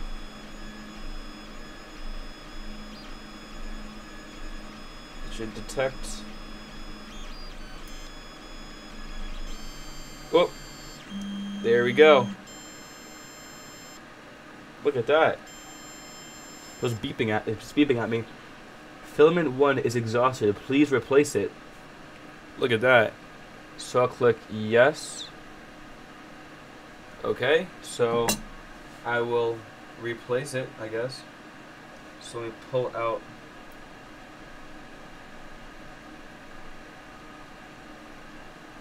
I have to figure out how to get this out. So let me pull the filament out.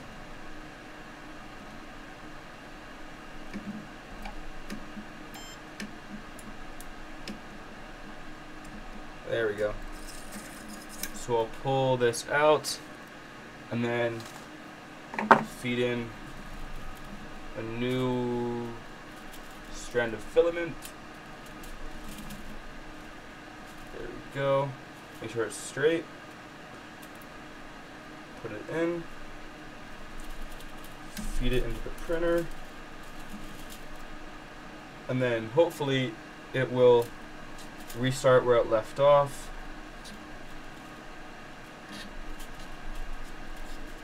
Alright. There we go. So now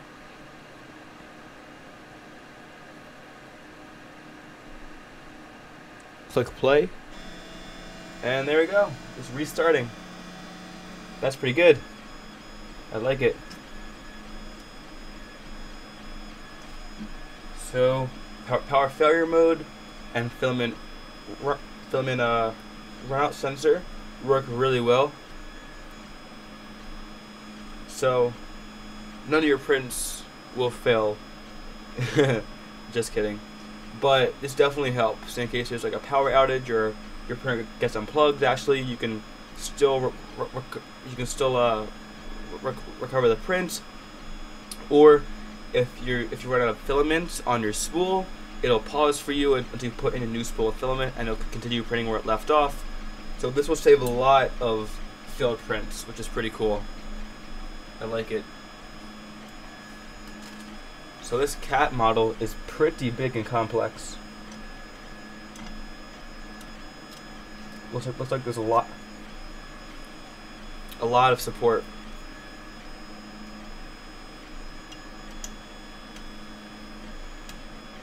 There we go.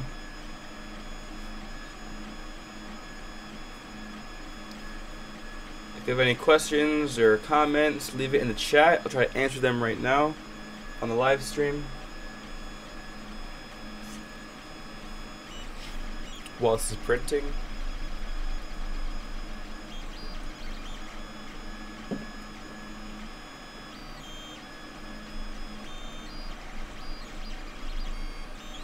Alright, so looking good so far.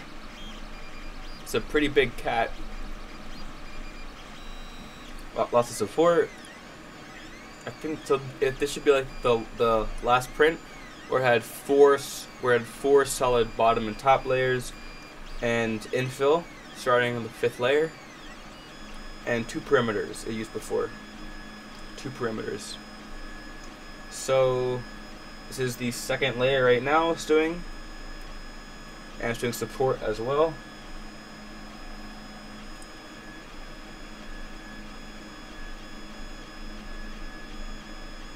So again, this is the Tronxy XY-2 3D printer. I got it on Amazon for $238 with Amazon Prime and 2-day shipping. So it ships really fast to your house. And I put this together in about 45 minutes. And this is the first print, and it was this technically the 2nd print, but it looks really, really good. Except for I'm not sure what happened to the first one. It just stopped. And you started freaking out in the middle of a layer. But so this is the 3rd layer. It's doing support right now.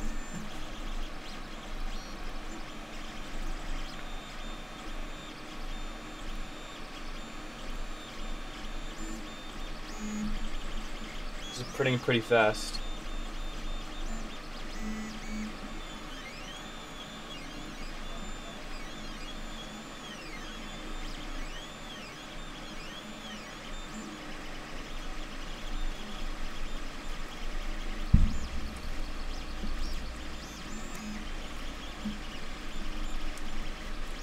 Looking good so far. For only a $238 printer, this has a lot of good features, and so far it's printing really well. Pretty good.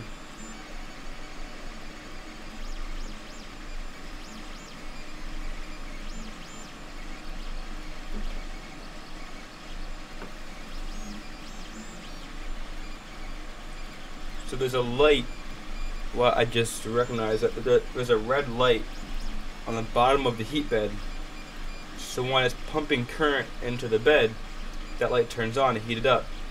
And when it's not pumping heat in, the light turns off. So you're like seeing the red light flashing on and off to keep a steady, say temperature on the heat bed, which is pretty cool. We're trying to keep it at a solid 50 degrees. Same thing with the extruder.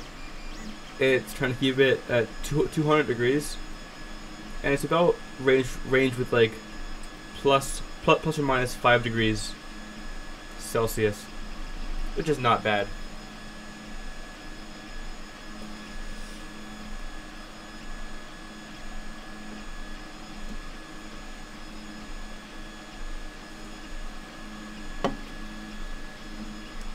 Alright, I'm gonna post a quick picture on my story on Instagram at 3d.now of this thing printing.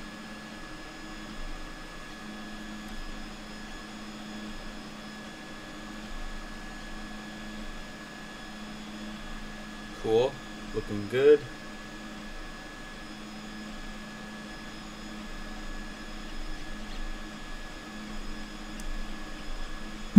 Awesome. So the printer also comes with an extra pneumatic fitting for your PTFE tube in case you want to switch that out, which is pretty useful. Does not come with an extra nozzle, which kind of stinks, but you can buy them everywhere, and they're pretty cheap.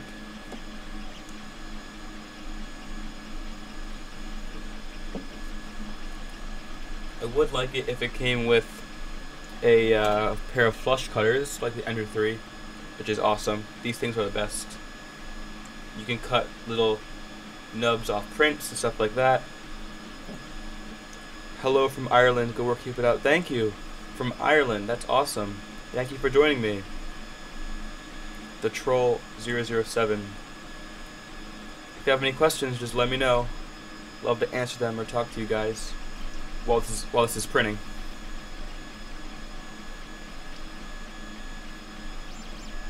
But so far, so good. Hopefully it won't spaz out like the last print.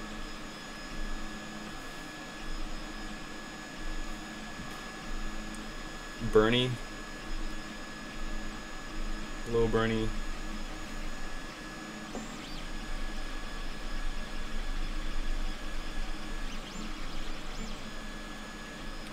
From Ireland, that's awesome. We just had a few people from Germany, now Ireland. That's pretty cool. So, what time is it right now in Ireland? It's probably pretty late, or pretty early, I guess, in the morning.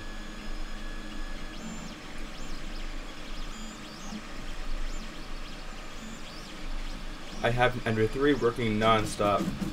Oh, there we go again. It's doing the same thing again. Let's stop that. Okay. That is pretty weird. It is 11 p.m. Yeah, pretty late. Here it's 7 o'clock p.m. 7 p.m. Yeah, you have an Ender 3 working. Ender 3 is amazing. It's such a good printer for a super good price, and it is a beast. You can just run prints off that 24/7 and they'll come out great. But more importantly, this thing just did this. It just did the same thing as before. Hello from Cincinnati. Question is 24 or 12 volt power supply. So this is a 12 volt power supply. 12 volt. The Ender 3 has a 24 volt, but this is a 12 volt power supply, but it still heats up pretty quickly. I had that issue. Check the upper rail wheels. I had to loosen mine. Yes, that's what I'm going to try to check right now. So I just loosened these wheels here, but let me go to tools. But first of all, I'm going to take the print off. So the problem is that they might be too tight. Yeah, exactly. That's probably the problem. But the problem is that this happened at the same height on both prints. The same height. So it's definitely a Z-axis thing. Disable steppers. Good idea, but I don't know if you can do that on this. It's not like Marlin, so I don't know how you would do that. It's a touchscreen with custom firmware, so I'm not quite sure. Yes, same issue as mine. We can do this later. So let me manually move this. Move Z up. So it's moving fine right now. Loosen concentric nuts. Yes, exactly. That's what I'm gonna try to do. So I don't know how I would disable the power supplies. I mean, not power supply. The stepper motors. Let me see here. Stop, maybe. Oh yeah. Okay. That was easy. That did it. So stop. It disables all the steppers. Cool. So let me see.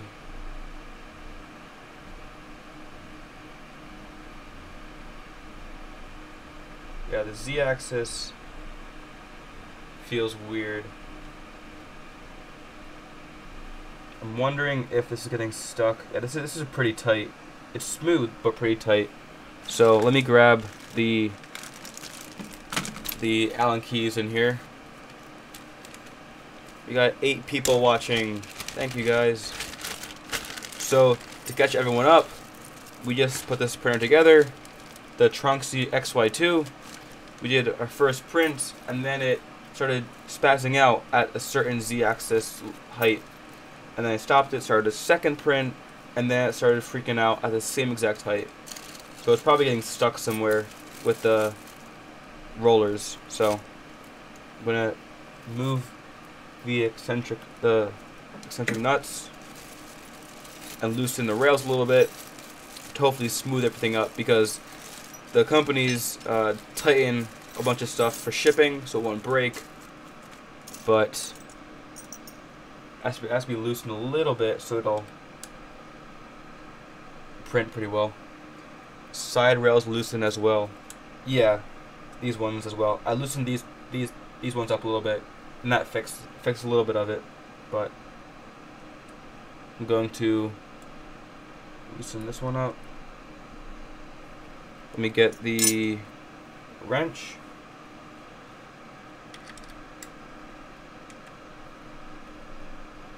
Loosen that up. These are all pretty tight. There we go. Let me tighten this one up a little more. Measure distances between rails. That's a good idea. To see if it like bows inward. It's a good idea. Let's try that actually. I have a tape measure here. So let me see. Got from the top. It's about 9 1/4.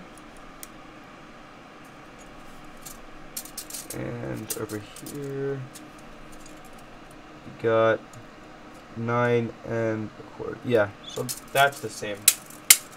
Bottom should be concentric. The bottom of here, no. These are not concentric nuts. One wheel. These are not concentric. On the Ender 3 they are, I believe. Let me see. But these are not concentric nuts. Or actually they might be. At the hot end. On the bottom? Yeah. They actually might be. Let me check. You might be right.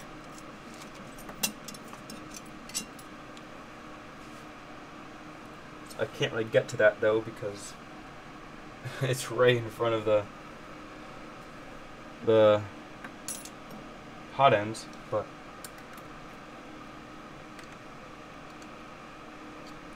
nah, they're just circular.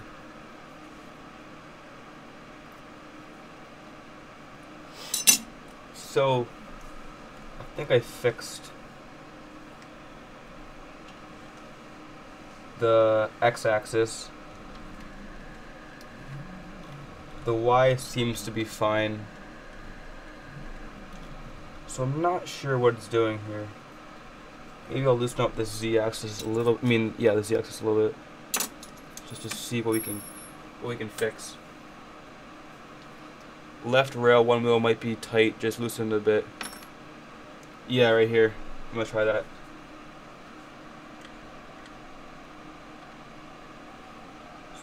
Loosen that up. Yeah, that's really tight.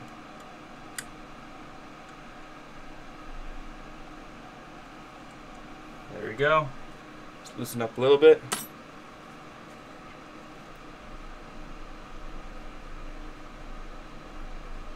There we go. Or maybe the lead screw might not be perfectly straight. Though it looks fine. I'm going to loosen up the lead nut a little bit too. The lead nut might be too tight, so that it's not perfectly aligned with the lead screw.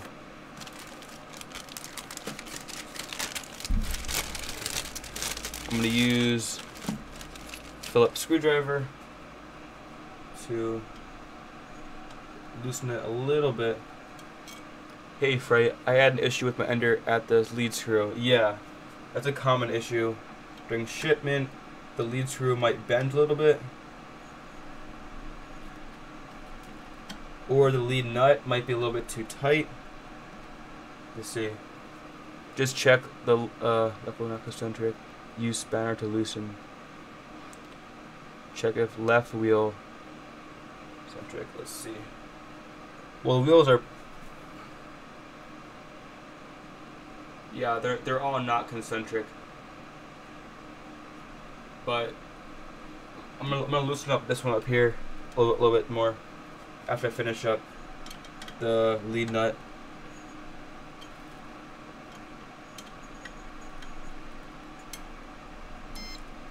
There we go.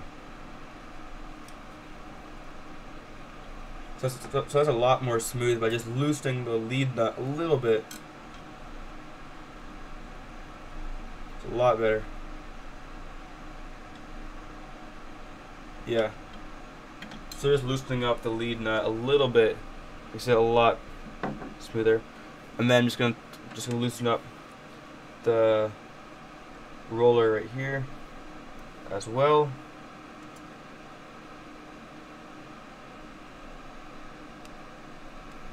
Super tight.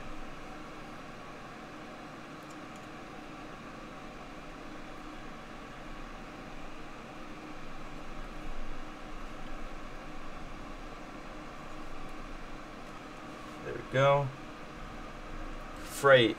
It is the lead nut. The wheels can be tight, but the screw is important. Yeah, exactly.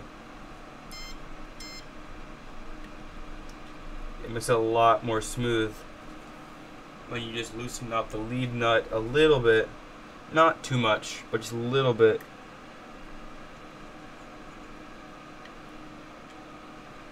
So it has a little bit of give. So in case the lead screw is not perfectly straight, it will still be able to move pretty smoothly. Alright. There we go. Alright. Definitely a lot more smooth. So while we're at it, I'm going to just preheat the nozzle. I'm going to switch out this little spool of filament for a big one. Hopefully the print will keep on going overnight, and then I'll post a picture on Twitter on what the end print is going to look like. But let's actually preheat both the bed and the extruder.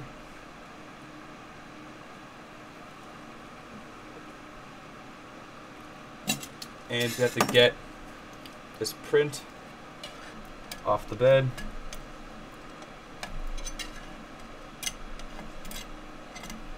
There we go. All the support, there's a ton of support on this print. There you go. See if Z bar is shaky from right to left using your hands. I don't think so. Yeah, it's rock solid. Rock solid.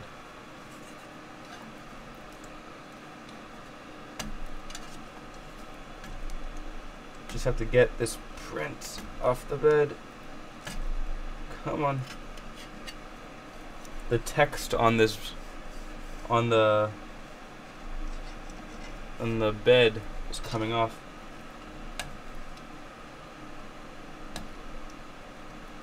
There we go.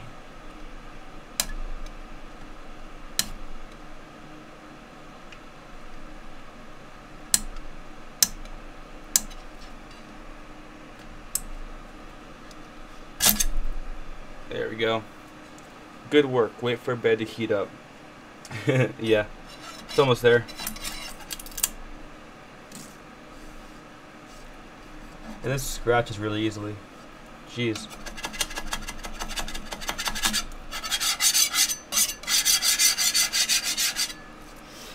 Alright, cool. Bed's at 52 out of 60, and nozzle's at 200 out of 200, which is good. So I'm going to pull this small spool of filament out, and then we'll load up a full-size 1 kilogram spool. Cut this off.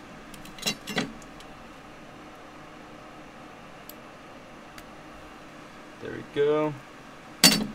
Make sure to put the ends in the spool so you won't get all your filament tangled. That would stink.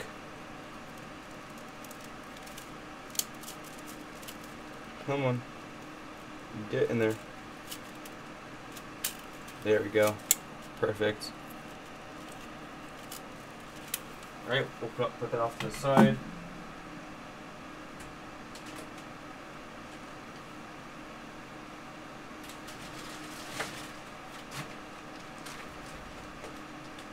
Alright. Here we go.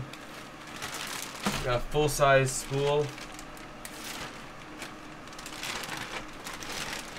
of Experland white PLA. I can give you a model for a vacuum extension I designed. It's pretty tall, and if the nut is not properly, it will fail, but it's pretty good to test it. It was one of the first things I designed. Cool. Yeah, definitely. I'd love to print that. It's also a good test because, of course, it's tall, so it'll test if the lead screw is straight all the way up.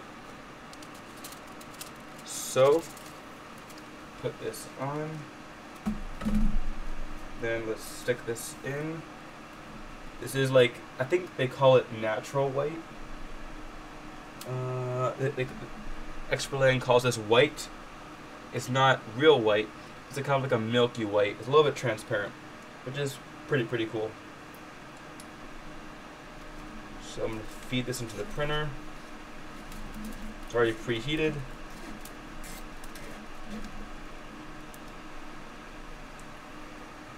You know what?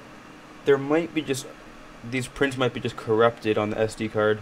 That might be a reason why it's always failing. If it happens again, get a big mug of coffee and relax. So be when you start back. Yeah. Sometimes it's best to just walk away, take a deep breath, and try again. Alright. Let's go back. Click on print. Let's see. Traffic barrier, aka just a traffic cone,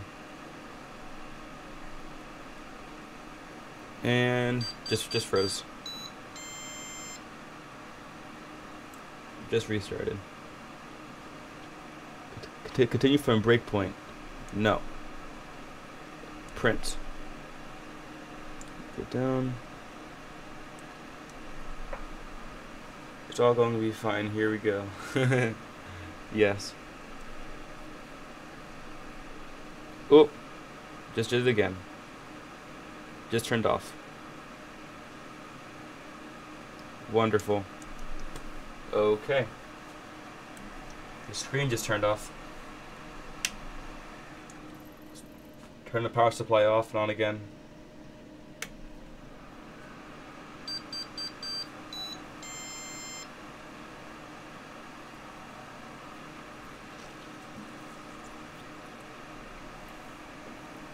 No.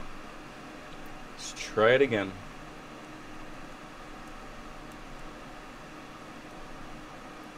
We got cat. There we go. Hubba. That's creepy. Or there's like a Rubik's Cube, I thought. It said Rubik's Cube.G code. It's just like a big square with a circle on top. Let's try that.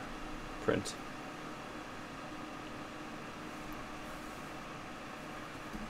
Should already be heated up. There we go.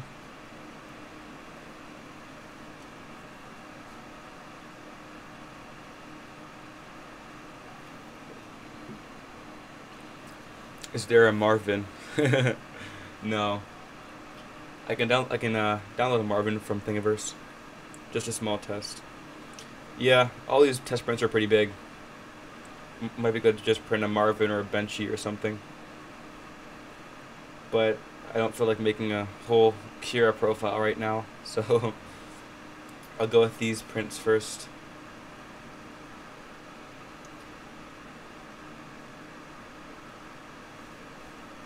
Alright, still heating up. There we go. Now it's starting. So now it's going to calibrate X. Now it's doing Y. And then it'll do Z.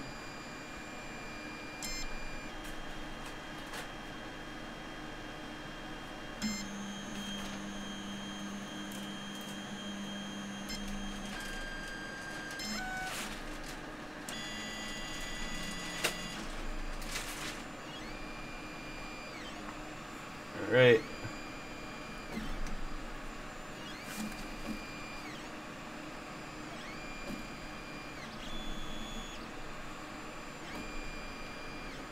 Wonderful. It's skipping.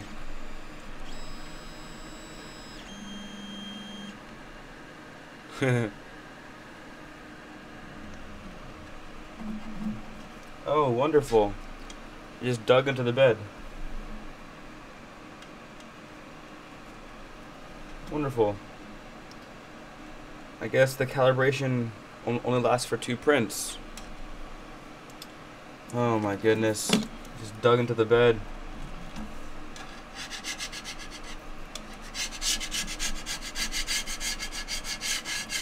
I just calibrated this. Oh my goodness. Alright, so I think that's it for now. It's been 2 hours and 15 minutes of live streaming. So I'll get this working and I'll post some pictures and videos on Twitter and Instagram. And I'll see how it goes. I'm gonna make a full video on the Tronxy XY-2 in a little bit. But right now I'm just gonna try to get it working so I can do a few test prints to see how it is. So thank you all for watching. This has been fun. I hope you enjoyed it. Hope you learned something. And I'll see you guys in the next video. Thank you guys for talking to me in the chat. It's been fun. And I'll see you guys in the next live stream.